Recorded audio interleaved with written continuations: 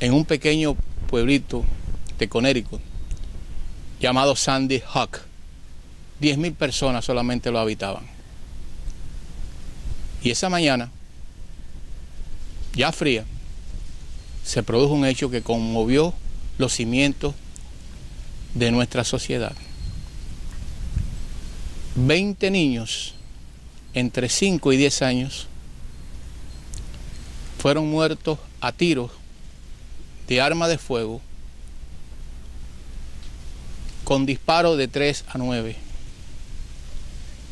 Casi en la mayoría, en la totalidad de los niños, los disparos fueron hechos a la cabeza porque daban mejor blanco. Y 6 adultos, profesores y encargados de la escuela, heroicos, que lucharon a brazo partido para defender a esos niños. Unos murieron, otros sobrevivieron. El mundo se ha conmovido ante esta masacre. Estados Unidos es un país que ocurren cosas que conmueven a la humanidad. Pero yo creo que esta ha sido algo bien único por la magnitud del hecho y de los protagonistas. Yo he querido pasarme desde ese 14 de diciembre, me he mantenido callado y reflexionando. No he querido opinar ni en mi blog, ni en mis muros, ni en mis videos. Durante 4 días he querido callar y reflexionar y en cierta forma respetando que las víctimas de ese evento todavía no han sido enterrados cristianamente. Pero hay que decir algo. De la misma forma que muchas personas como yo hemos guardado silencio y reflexionando ante la magnitud del hecho, otros, aprovechándose del evento, el timing, en una forma impúdica, faltos de piedad, inmediatamente han empezado a avanzar su agenda del gun control,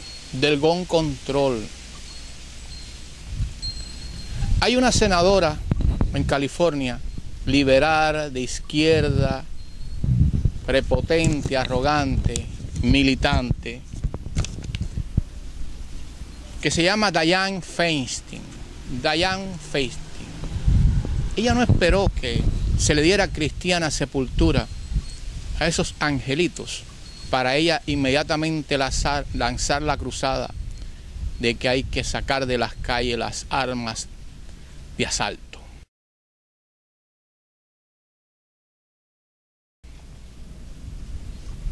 Ella es una mujer influyente y poderosa en el Parlamento americano. Pero lo que yo no le puedo aceptar a ella es que haya tenido esa falta de piedad y de respeto a empezar a jalar su agenda cuando todavía las víctimas no han sido enterradas. Yo no sé si ella es cristiana o lo que es, pero es de muy mal gusto. Pero junto con ella, esas milicias liberales que hay en Estados Unidos, de todo tipo, de todo color, de toda procedencia, también se lanzaron a ese paroxismo. Gun control, ponían dibujos, ponían anuncios, ponían caricaturas, la mayoría de mal gusto, todo con el gun control. Es lamentable que estos activistas sean fieles al principio de el fin justifica los medios, para ellos querer pescar en río revuelto. Pero esa es la realidad de ellos. Yo me he querido mantener callado, pero hoy voy a hablar. Vamos a hablar del joven sociópata, el joven Lanza. Cuando hemos visto las fotos de él en los medios, nos damos cuenta de que ese joven, ese muchacho, no estaba bien, no está bien. Algo pasaba por su vida, por su naturaleza, por su personalidad, que proyectaba hacia los demás algo que no funcionaba en él. Ahora bien, por alguna razón él decidió morirse. Por alguna razón él decidió morirse. Y ya hemos visto últimamente estos hechos parecidos al de Connecticut, al de Sandy Hook, que ellos terminan haciendo atrocidades y después se suicidan, se matan. Es una norma establecida por este tipo de gente. Pero lo que yo quiero responderle a los que ya malintencionadamente quieren echarle la culpa a las armas a partir de ese horror, que por tanto es muy rentable, yo les quiero decir a esta gente que este muchacho había decidido morirse. Y cuando él ve en la televisión a un reportero, a un periodista deportivo muy famoso, que al narrar la muerte también a tiro y la ejecución de otro, de un famoso futbolista, dijo que la culpa la tenía las armas que habían en Estados Unidos. Y 2 días después un artista habló que la asociación de rifle era el KKK de estos momentos. Si ese joven vio eso en la televisión, dijo, aquí, eureka, este es el momento mío. Voy a conmover al mundo antes de morir. Voy a impactarlo. Voy a hacerlo talco con lo que yo voy a hacer. Se consiguió las armas de su madre, que lo habían entrenado de chiquito a dispararla, y se fue para la escuela cercana.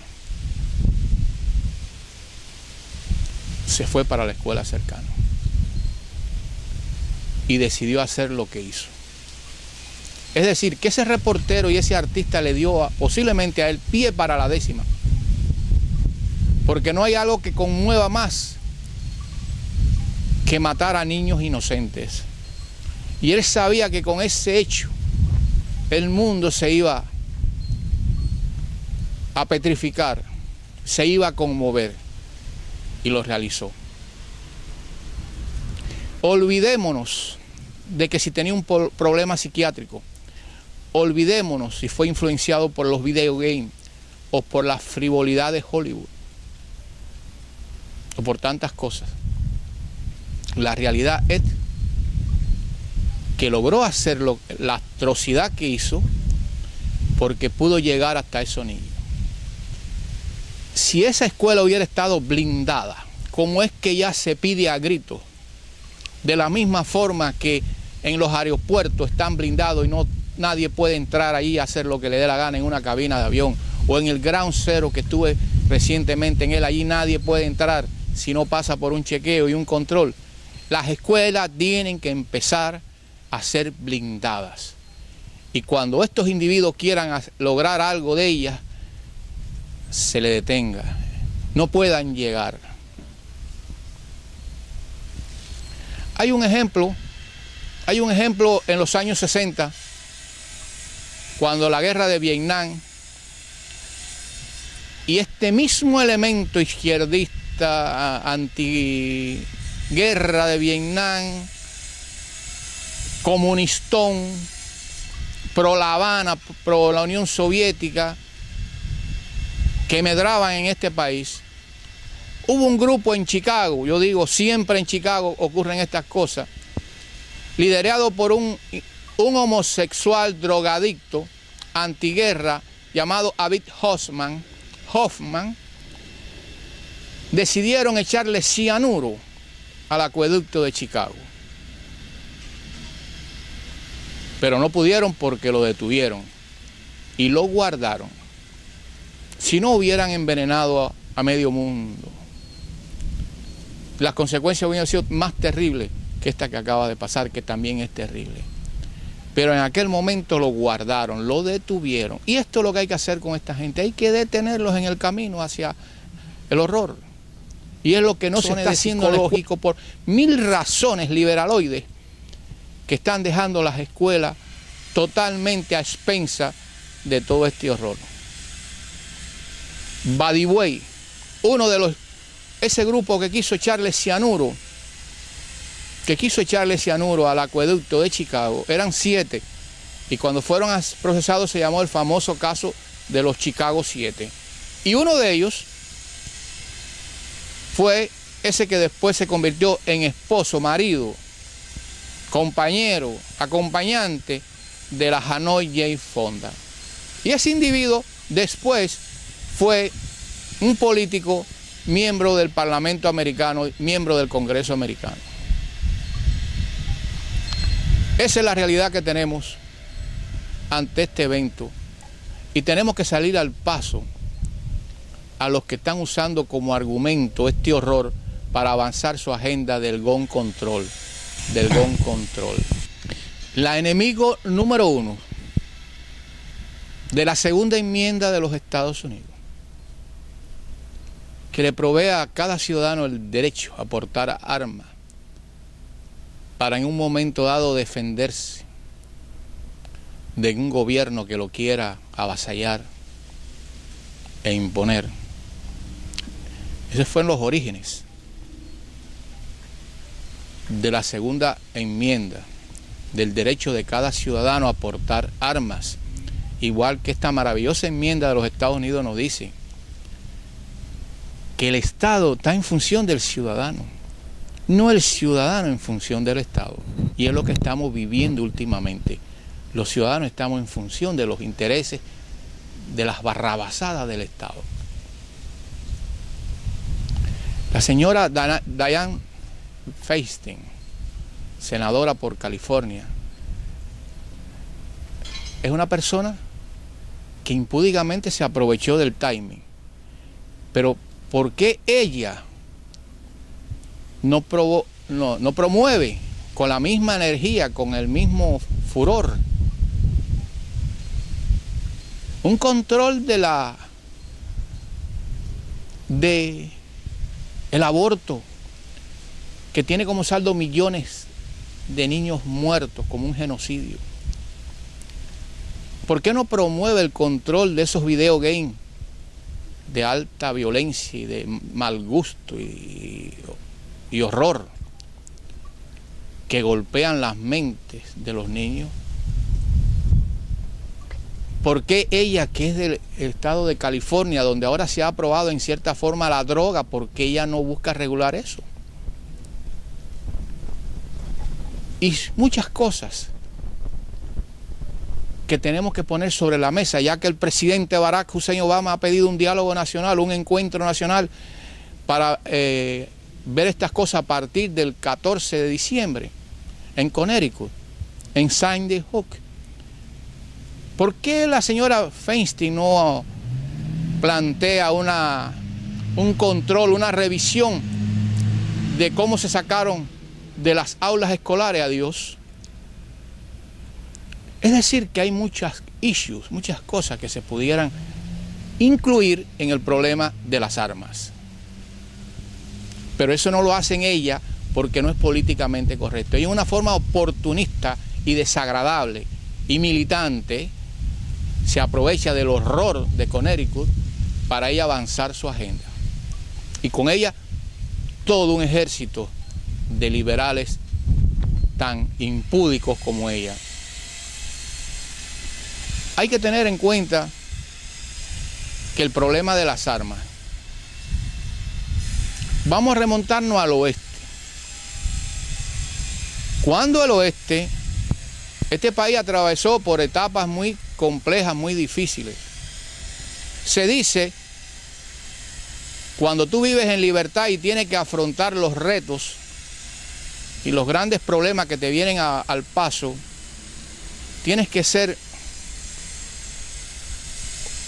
algo increíble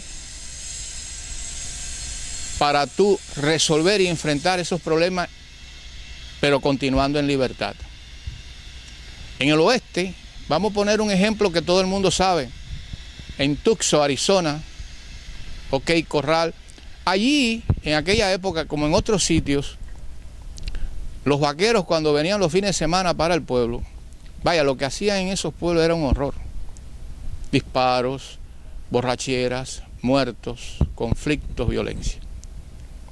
¿Y qué es lo que hizo White Herb y tantos como él en aquella época?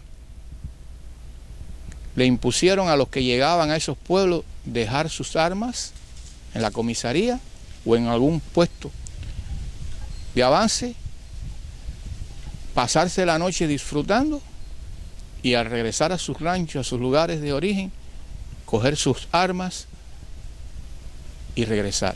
Nunca los alguaciles y los hombres de la ley de aquella época pensaron en llegar a los almacenes donde se vendían las armas, a regularlas, a prohibirlas, a seleccionarlas, jamás. Y este país es grande porque en esos momentos se fueron muy valientes, muy echados para adelante, pero muy sabios. Nunca fueron a los almacenes donde se vendían las armas y las municiones. ¿Saben por qué? Porque en esos tiempos, y mucho antes, y hoy mismo, el caballo, la carreta, la res, la Biblia,